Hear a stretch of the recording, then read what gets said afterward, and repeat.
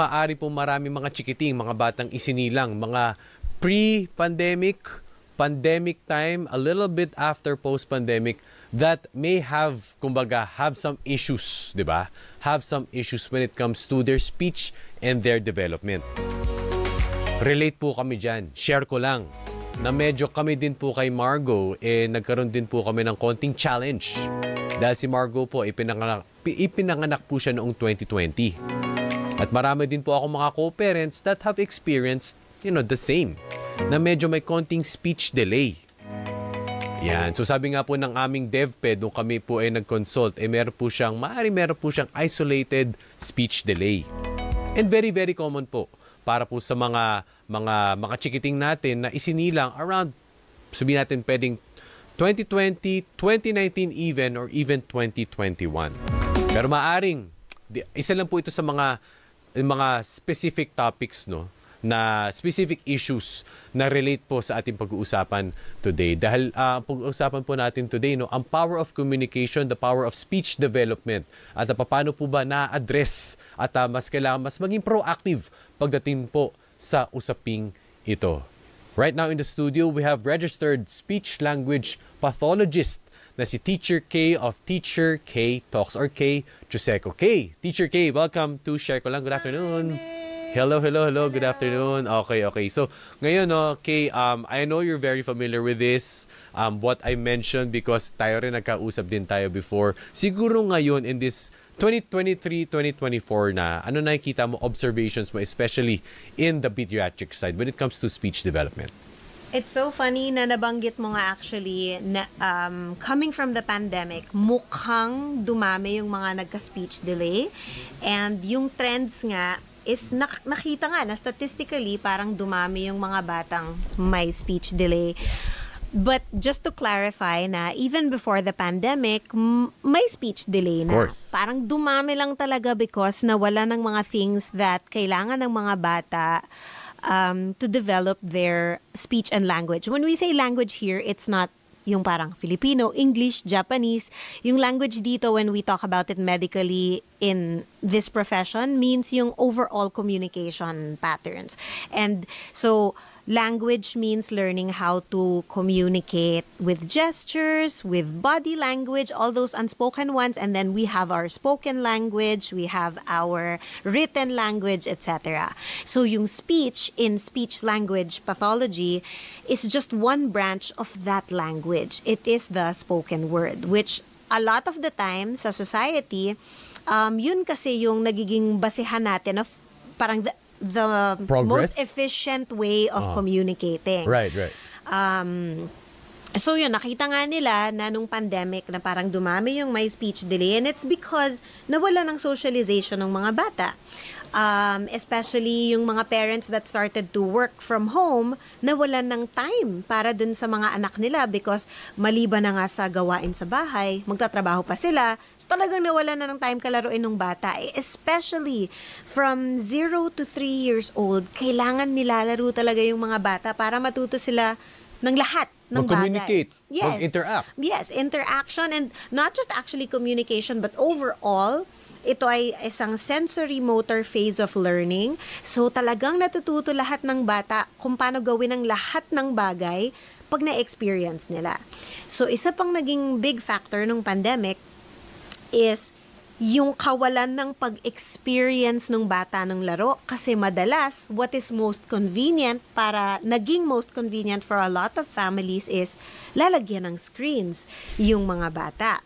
So parang, papanoorin ko na lang para at least may ginagawa siya. So I also understand na a lot of families will initially believe na okay to kasi at least may ginagawa yung anak ko. So hindi ko ginajudge yung mga families that have thought na okay itong paraan because better than wala siyang ginagawa. Yun yung madalas kong marinig. But actually, mas nakakasama kasi hindi sila ngayon nagkaka-opportunity na mabore. So, very important yung boredom in toddlers. Siyempre sa infants, kailangan bigyan natin sila ng stimulation dahil hindi pa sila nakakagalaw on their own. Pero yung mga toddlers na ang salitang toddlers ay galing sa pag nagto-toddle na sila. Nagsisimula na silang makagalaw on their own, naglalakad, nagko-crawl, ganyan. So especially for toddlers, kailangan mabigyan natin sila ng opportunity to explore their environment para matuto sila. And paglagyan natin sila ng screen ngayon, nagiging may one-way information na hindi ko na kailangan mag-explore. Kasi ito na, I'm being provided something that's entertaining to me. Parang hindi ko na kailangan tumayo, hindi ko kailangan makipag-usap, makipag-interact because Ayun na. ito na. Lahat ginagawa na ng Oo nga. screen for them. Totoo nga, pati nga tayong mga adults, di ba? Kapag nagbe-binge watch tayo. ako din. Di ba? Pag nagbe-binge watch tayo, parang minsan ayaw mo na nakausap eh. Oo. Di ba? So, doon ka lang din talaga nakafocus ka Oo. doon. Laser focus ka doon. And ganun din sa mga bata. Mas And lalo sa mga bata. Mas Kasi lalo sa wala mga pa bata. silang way to tell themselves na, stop na. Parang nasasobrahan na ako. Yeah, oo nga. Kasi nga, no, very, very common na ang mga bata, pwede mo silang, ay nako, kaya ako natawa kanina kasi, di ba, ako, I won't lie, di ba, siguro most parents now, nagiging yun din ang Yeah. solution. And kaya ganun din, no, nagtataka din ako na, tutok na tutok sila for 2 hours, may 2-3 hours. Pero tayo, when you compare it, tayong mga bata, parang yung 1 hour sa TV, napakatagal na. Oo, super. Iba ba yung nagagawa nung very mobile? Yes. So, Oo. iba yung nagagawa ng animation especially. So, here when I talk about screen time, it is mostly me talking about things that are very animated and have fast transitions. Yeah. So, hindi ko sinasama dito yung mga nag-video call kay mommy, nag-video call kay lolo or Hindi kay lola. quote-unquote, hindi counted. Oo. Ah, Hindi count. Technically, it is on the screen, Yeah. but it is not the screen time I talk about Right. that seems to hyper-stimulate a child's mind. right. So, yung mga... Unless siguro si lolo o si lola biglang gumano-ganon pero na, okay diba? lang actually, Okay lang. kasi tao sila. Okay, tama. And then Oo. parang usually kapag nagsayaw-sayaw si lolo at lola sa screen, tas nag-react si baby by, tumawa, magre-react ulit si lolo. So at least nakikita ng bata na, when I do something. It's two-way. Oo. Oo. May nagiging reaction sila, tas magre-react ulit sila, tapos yan, nakikita nila na, ganito pala ang communication. Na hindi nangyayari when you're just watching a screen. Kasi kahit mag-react ka dun sa screen na may kumakanta sa'yo, la, la, la, whatever. Tapos natawa ka, pero paki ng screen, it is just playing for you. Oo. It will not have the opportunity to give feedback. And so you will begin thinking, okay naman to, pwede naman yung buhay na hindi na lang ako nagsasalita or nagko-communicate. So yun parang nagiging pattern. Plus the fast transitions. So let's compare the cartoons that we had nung bata Yeah. tayo, 'di ba? Parang we had actually hindi ako makaalala ng cartoon na pinapanood ko ng bata kasi ang pinaka naaalala ko yung medyo Sesame Street, which is not a cartoon, it's puppet show. Yeah. So Yung mga anime na tinatagalize yan. Yun yung mga ayun, growing pero up. hindi ko mga kasi ganon. napanood yun. Pero Oo. even if we look at that, yung anime nung panahon na yon, ang dami nga nilang slow-mo eh. Hindi ko alam kung naaalala mo. Parang, may suntok, susuntokin sa ang bagal actually. Pero Yung isang motion, ang dami nang nangyaring storya, di ba? Oo. Tapos, ngayon, kung pansinin mo yung mga animation na ginagawa ngayon, ang average is 0.5 to 0.7 seconds of transition time. So, Wow. ang nangyayari, may pinakita sa yung apple, tapos biglang yung iba na, Oo. pineapple na. Tapos after nun, So, ano ba? sabihin natin sa 3 segundo, ang dami nang nangyari. Ang dami na. So, parang ang nagiging pattern of change. Ang nafe-feel din ng mga bata is, ito yung pace na nakakasanayan ng bata. That's right. And so, when they start to interact dun sa mga taong kasama nila sa bahay or whatever, Nababagalan na wherever, sila. bagal na. Yung parang, ano ba, I'm bored. Bored na bored ako sa, bakit ako makikipag-interact sa inyo when you're not providing me the stimulation na nakasanayan ko. So, is that a cause of speech delay? It can also be a cause of speech delay because hindi na sila nagkaka-regulation. And regulation is the balance in our body. Everything is regulated from our emotions, the chemicals, everything has regulation to keep it on a balanced state. Now, kapag ganun na yung pattern ng bata, ganun na yung hinahanap niya, di na niya ma-regulate. Like, it's related to delayed gratification. Kapag kaya madalas yung mga na-addict sa screens, umiikli yung temper nila.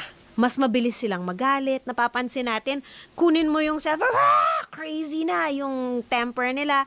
Or paggising nila, gusto ko agad yung cellphone because hindi na nila kaya yung regular pace. And it becomes, how do you learn? You don't learn to communicate with that fast of a pace. Because So may addicting factor din siya. meron siyang addicting factor. So that is actually my biggest advocacy since I started my YouTube channel is to talk about screen addiction. It's been called by so many things. Meron din siyang digital, basta, ang dami ng studies that have different scientific names for this, but I like to just simply refer to it as screen addiction, where nakikita na yung mga batang na e-expose early from 0 to 2 years old kasi dapat wala pa silang screens at all. From 0 to 2 years old. So there's early exposure and there's prolonged exposure. Yung sobrang natatagalan naman at a time. Na ang medical community all over the world have started to come out with guidelines na from 0 to 2 years old, dapat walang screens. Pero even until like 5 years old, they need to only have about 30 minutes to 1 hour in the entire day. Not in one sitting, hindi yung magbababad ka ng 1 hour, tas 1 hour ulit later. It's 1 hour throughout the entire day because it helps the child understand na this is not all life is. And we're giving them an opportunity to play and explore. Kasi kapag nakasanayan nila yung ganun-ganun lang, wala na silang ibang gustong i-experience. Kapag nandun ka na sa phase na yon na sabihin natin as parents, wala, ito na yung realidad. At nakakapanood dito at nakikinig dito na nako, kailangan ko siya gawa ng paraan. Paano mo siya magagawa ng paraan? Okay, so there is something that I would like to tell nga parents or families na unang-una naman is not all children have the same reactions to screens. Some children watch the screens and hindi sila na-addict because iba-iba din tayo ng personality. Like some people are naturally more, medyo have an addictive personality. I personally think I have an addictive personality when I start playing video games. And then I find it hard to stop. Pero some children pwede mong lagyan ng screen, tas mamaya siya na yung kusang aalis. Tapos maghahanap ng paglalaroan. But, so for the families na nakakapansin na, gosh, 2 years old na yung anak ko, ang nasasabi pa lang niya mama. Or 1-year-old na yung anak ko, wala pa siyang nasasabing any word. Because these are the things that we need to look out for, yung ating developmental milestones, which are, sinasabi lang naman ito, hindi natin sinasabing the children must follow the milestones because iba-iba ang bawat bata, iba-iba ang bawat tao. But it is only being shown to you as a guide para alam mo na, okay, sa buong mundo, sa survey ng lahat ng bata sa buong mundo, dapat by this time, blah, blah, blah. by this time, usually, nakikita na nila na by 1-year-old, meron ng isang salita, by 2 years old, meron ng up to, as in, the range is big because children learn so fast between 0 to 3 years old. So, at 2 years old, meron ng pwedeng 10 to 50 words. Do you see that jump from at 1-year-old, they might start having 1 word, and then 50 by 2 years old. Kaway-kaway sa mga parents, usually lang naman po. Hindi naman dapat strictly na dapat 2 years old, 50 words na siya. Anak, magsabi ka nga ng 50 words. Hindi ganun hindi po ganun. Usually lang, estimate lang. So, ang sinasabi natin is madalas ito yung nakikita, but do you see the range of 10 to 50 words? Because there is a lower, para bang, to simplify, minimum limit. Yan. Para bang, so at 2 years old, sana merong 10 words yung bata. Yun na yung parang pinakamadalas na nakikita. And I'm talking about typical child development. So I am not counting all those children that have pre-existing conditions like pinanganak with, let's say, Down syndrome, which is a genetic condition, or na-diagnose ng autism spectrum disorder, which is in itself, in the definition of autism spectrum disorder, developmental disorder siya. So, hindi sila counted dun sa who we expect these milestones from. Pero, generally. So, kung nakapansin na kayo ng speech delay, ang unang pinapatanggal kahit DevPed nyo ang puntahan nyo at ako as a speech therapist, sasabihin ko talaga una, ano po ang screen habits natin? Meron po ba tayong screen exposure dun sa bata? And if mapansin nyo na, meron nga, whether it's 5 minutes, if you think nakaka-apekto dun sa anak nyo. Because like I said, iba-iba nung levels of addiction ng isang bata. So some children, mapakitaan mo pa lang ng isang video, wala na, ayaw na, hooked na. And some children, hindi na hook at all. So kung napansin nyo na, I might want to try removing the screen and see. Why? Because let's say, merong ibang condition. How do you remove it? How do Okay. you, is it like a gradual, like a cold turkey? Ang pinaka madalas na nakakwento sa akin ng parents, because I give them several options. But just to share with you, na lahat ng mga families na naka-work ko, pinaka nag-work yung cold turkey. Where, and I usually try to tell them, okay, maybe tonight we'll start priming them. Priming is like getting their mindset ready for a change, to transition. Parang kino-condition mo siya. Oo. So parang sa gabi pa lang, or kahit the day before, you can start saying, tomorrow, bye-bye na screen. Wala nang screen tomorrow. This is our last day with the screen. So paggising niya, kahit humingi siya, no more. Hindi siya nabigla. Hindi siya nabigla. Na-prepare siya. Oo, Na-prime kahapon pa siya. lang, sinabi mo Oo. na, at saka ipakita mo na I'm hiding it and no more lock. I-lock natin para visually alam nilang, uy, ang layo na nun ah. Makukuha pa ba yun bukas? So another factor Hindi. is, it cannot be within their reach. Hindi nila pwedeng ma-access. So if you have the iPad or the TV or remote control lying around where they can turn things on and off for themselves, tanggalin nyo lahat ng access. And I just want to tell families na feel like, para namang kasing kawawa yung anak ko, hinahanap niya, iyak siya ng iyak. Siyempre, iyak siya kasi nakasanayan niya. But I want to tell you that Lack of a better term. it's not a punishment. It's a mindset. If you start to think na it will be for their own good, hindi sasama ang loob nyo. Kasi kung alam nyong nakakasama ito sa anak nyo, that is the choice that we Yes, sir. always make for our loved ones. Kung ano sa tingin mo yung makakabuti sa kanila. So kapag kahit umiiyak siyang ganyan, huwag kayong maawa thinking that, it's like a punishment for my baby. No. And then, pivot. Yeah. Find something else for the child to do. Siyempre, in the first, I have had families say, overnight, nag-change. Like, hindi na nila hinanap the next day. As in, I would have to say 60% of the families say, oh my gosh, teacher, ang bilis. Pero paano yung Teacher K? Kung ang digital age tayo ang hanap buhay natin nasa cellphone natin. So won't that look ironic? Anak, sorry, wala ka munang cellphone, pero ikaw kailangan mo mag-cellphone kasi for your livelihood, for your work. Okay, so for me, I think that, and there's a recent study, I can't remember the title, pero kung pumunta po kayo sa YouTube ko, nilink ko po yun doon sa topic ko called virtual autism. But there's a recent Filipino study saying that even, and I'm not sure if they coined this term, pero dito ko unang nakita, this term called technoference, where even the people around the child, may effect yung nakikita tayo lagi ng mga bata with our cell phones, with our gadgets. Sabihin sa akin ni Margo, Dad, stop cellphone na. Yan. Go ahead. And why? Why kaya? Because they know that I want to talk to you. I want to interact with you. I want to play with you. I want to play with you. And so they see na, ang napapansin nila is even if parents don't notice that it affects how they communicate with their child. Kasi, I'm here naman, I'm present. If the child calls for me, lilingon ako.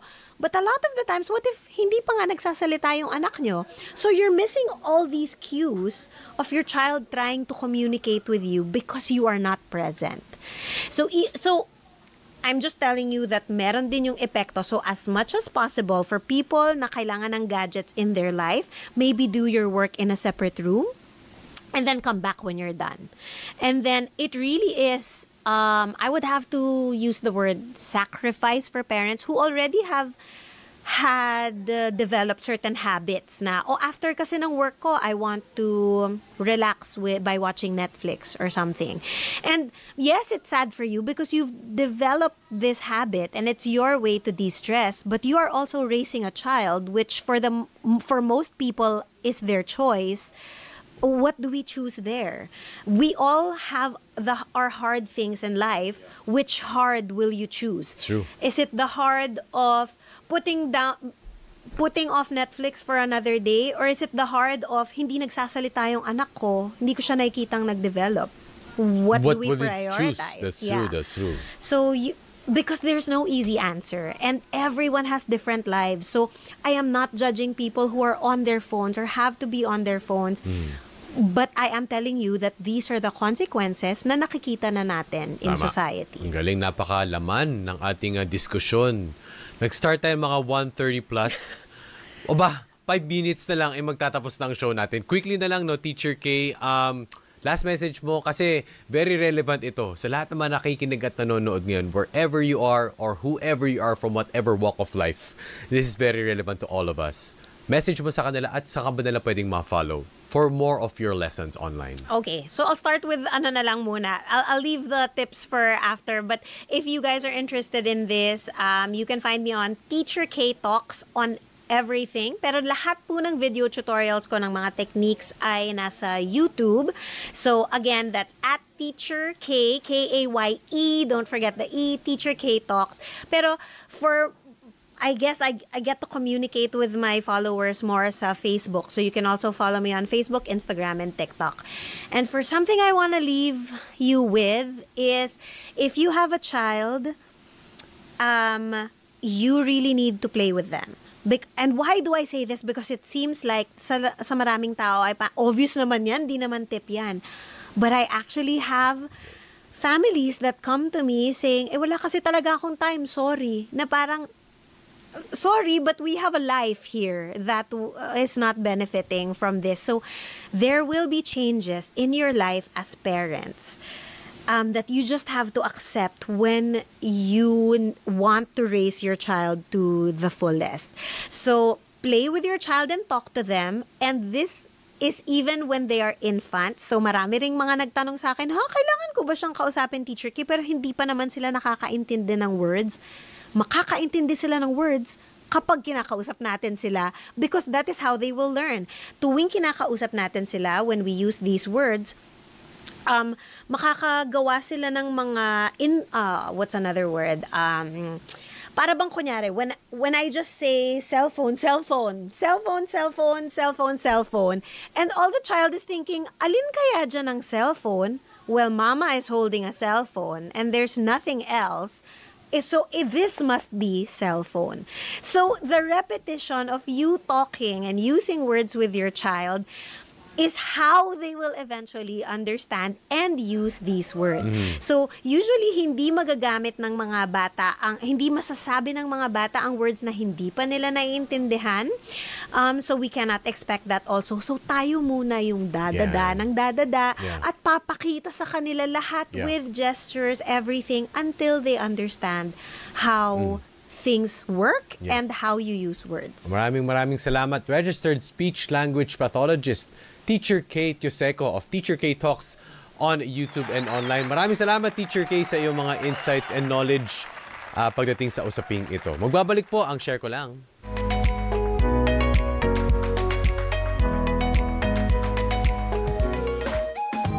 Handang makinig sa inyong mga kwento. Meets Bustos at